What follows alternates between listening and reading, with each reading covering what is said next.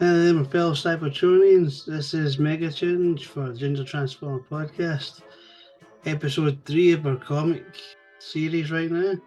Last one was Target 2006, where we were introduced to a lot of new characters in the Transformers UK series from the 80s, most notably the Wreckers, my personal favourites, if I'm honest. Now, I didn't make this clear in the first two. I'm telling anyone about characters like the Wreckers or the Mayhem Attack Squad or all these little extra ones about Flame, Emirate Zaron, characters like that created by the Hasbro, Marvel UK team for the comics. It's a given that for the comics, at least at the very start, you're going to have the season one, two, three, and eventually four Autobots and Decepticons. I'm not going to say, oh, in this episode, in this comic series, we had Prime, Blaster, Megatron, Starscream. That's a given. It's a given. They're in the comics. They don't last long, if I'm honest. Some of them died pretty quick. Some of them take a lot longer to eventually snuff it. Some come back, you know. But yeah, if you're wondering why in the first two episodes I didn't say anything about. Oh, by the way, yeah. So in this cast we had every season one and episode one Autobot, and every season one, episodes one and two, Decepticon. Nothing like that, you know. It's part. If you read the comics, you watch the episodes for Generation One stuff. The part and parcel, hand in hand. The Nemesis and Arc Crews are pretty much the same in both continuities right at the start before the stories diverge. So you're going to have them, you know. We're just getting that bit out there, okay? Because we're on our third one, well, it wasn't the third one brought out chronologically. It was as close to chronologically as you can get. It's second generation. I've got a wee note for myself here. This is how confident I am with my knowledge. Uh, Set between Dinobot Hunt and the National Interest, which were both in the one comic, in the one collected comic, Dinobot Hunt, which I talked about in the first episode of this little series here. So I couldn't exactly just tear my comic book, my comic in half. Couldn't just do that and then just slap this in the middle. But yeah, this is basically Dinobots do something, then second generation stuff happens, then more Dinobot stuff. I'm really like I don't like it. It don't introduces combiners, Menasor, Superion, Defensor, Bruticus. But me personally, I didn't like it. It was kind of boring, too humany. Um, but first, and once again, this isn't second generation isn't just one big long comic like Target 2006, where everything is part one through like eight of just one big arc. So a lot of stuff that's been put together that fits in, apparently. But we'll go through it. We'll go through it. You can make up your own minds. If you've read the collected comic, you know what I'm talking about. Second generation, it consists of several comics. Robot Buster Part 1 and 2, Yuki comic issues 59 and 60, sucked. I'm not gonna lie, it's basically Buster wants to help out the Autobots more. Wheeljack and Ratchet, for some reason, thinks it's a good idea to build my robot mech suit, and he goes out and picks a fight with Decepticons. Rumble? Yeah, sure. He's actually bigger than Rumble at this point because he's in a mech suit. Doesn't take him down easily, but he takes him down. Ends up being hunted by Shockwave. It's not a good thing. But eventually the Autobots realise Buster's missing, the suit's missing. Oh shit. So just before Buster's about to bite the bullet from Shockwave, Prime Rails turn up and say, "Listen, he's a human. Let him go. He's not involved in the war. You don't care. You're about logic. You don't give a fuck about him." No, it turns out, yeah, Shockwave, he's a weakness. He's not a what weakness. So yeah, I do care about this guy now. I'm going to exploit the shit out of it. That takes us into Devastation Derby. Oh, but that's parts one and two, comics 61 and 62. And basically, Shockwave sends Soundwave and the Constructicons to go pick up Buster. because Shockwave's saying, "Oh, it's logical. He's an ally of the Autobots. He'll be a great hostage." Shockwave's actually just pissed that he was able to fight him to almost a standstill before Buster ran out of options. But once again, kind of makes the giant mechanical death machines that are the Transformers look bad. It's a human in a mech suit was able to fight in this, and Shockwave's quite powerful. At this point, he's Decepticon leader, I think, and eventually, in the UK comics, it's him and Megatron have a joint leadership because they're both just as bad as each other. So, but yeah, he basically goes, he gets them, sends the Soundwave and the Constructicons, and says, right, go pick him up. Turns out he's at a demolition derby, so fun. Some Autobots are tailing him as well, just to keep an eye on him, make sure he's all right, and are very intrigued with the whole demolition derby thing. There's a small complication. Buster is there with his, I don't know if it's his girlfriend at this point, Jessie, and his dad is with the Autobots who are keeping an eye on him, and it's like, wow, parenting gone wrong. Don't stalk your son. Definitely don't stalk your son in giant alien death machines when he's very possibly out on a date. Don't do it. Just let him fuck it up in this one. That goes as well as you expect. The Autobots start getting totaled by Devastator because, he's big, he's slow, but he's strong. He gets you, you're down. He's a combiner. And things start escalating, things get hectic. Spike, who's been suffering from migraines and nightmares at this point, has some sort of like almost seizure and collapses. Jessie's screaming, Shockwave approaches and says, how can I help? I'll remedy this. I'll do a wee mind scan.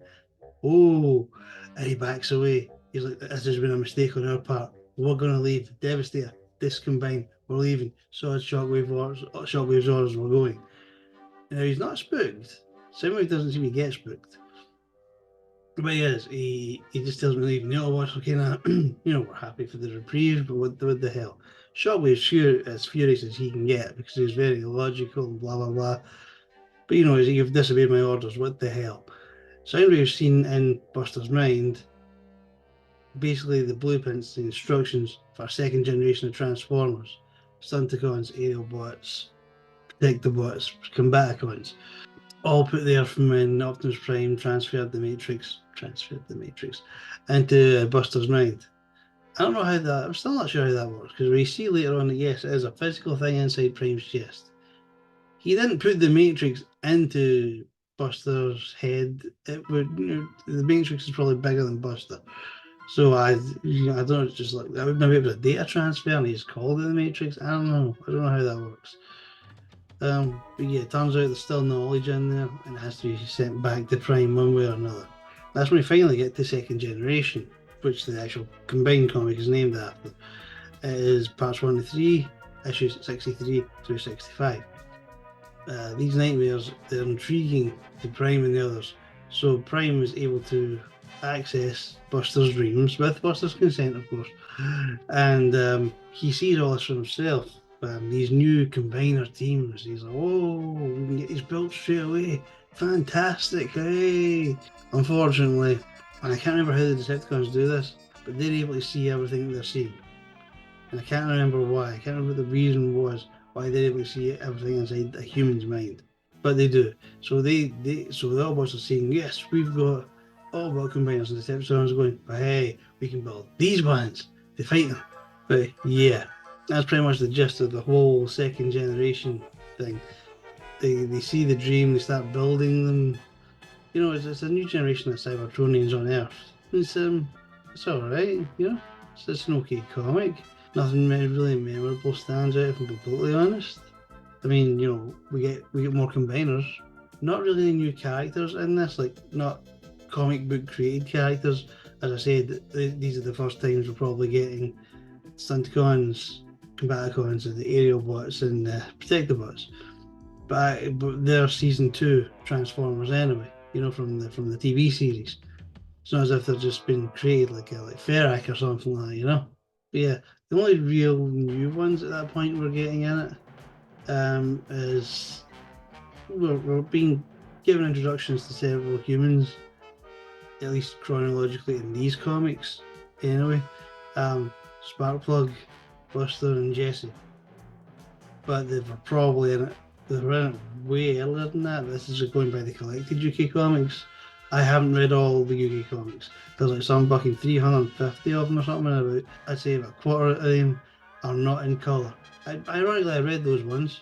They were very, very weird. They were maybe like 4 pages long each. Due to budget cuts, they were pretty much shortening the comics.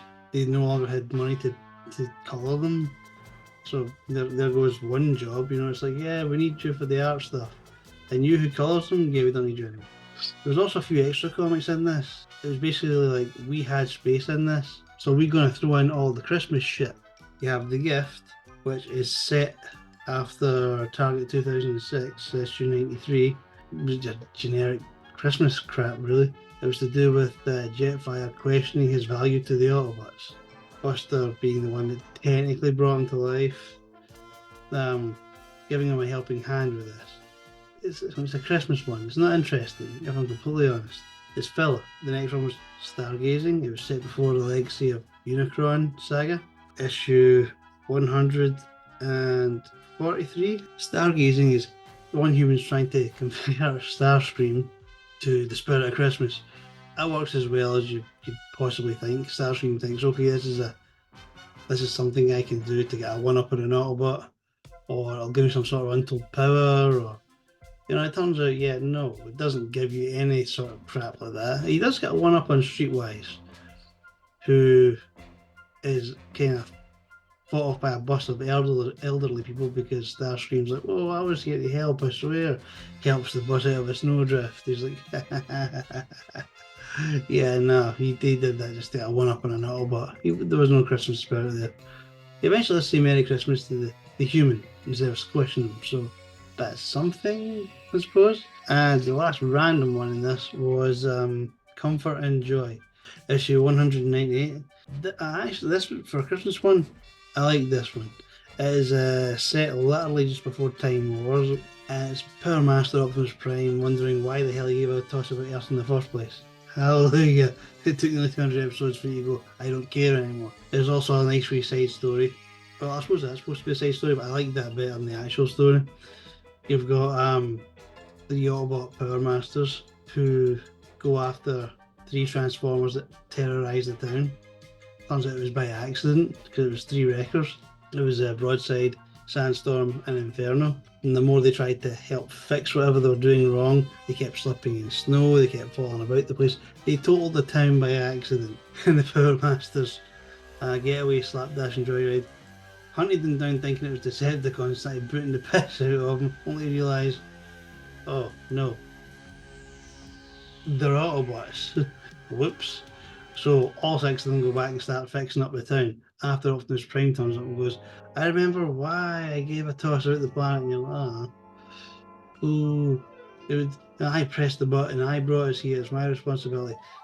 It's like all the guilt just came flooding back to Optimus. It's like, we didn't really need that, Just let him, just let him be Optimus. Not guilt-ridden to shit. Optimus maybe would have moved the Autobots off of Earth finally. Maybe got some more interesting stories, but I digress. Anyway, like I said, there wasn't much to say on that collected comic. If I'm honest, they're pretty forgettable. I think this was the last comic they brought out collected because no one's really caring at this point because they've done all the good ones. Target 2006, Time Wars, Legacy of Unicron, those ones, they've been done. They've been dusted. And people were happy with them, But they wanted more money, so enough ranting from me. I'll be back next time with part 4. I believe that is Prey, which I have to admit, for a collected comic, I actually did like that one because it's got the Predacons versus Optimus Prime and eventually Megatron. You can't really go wrong there. So from me, the Ginger Transformers Mega Ginge, I will see you next time.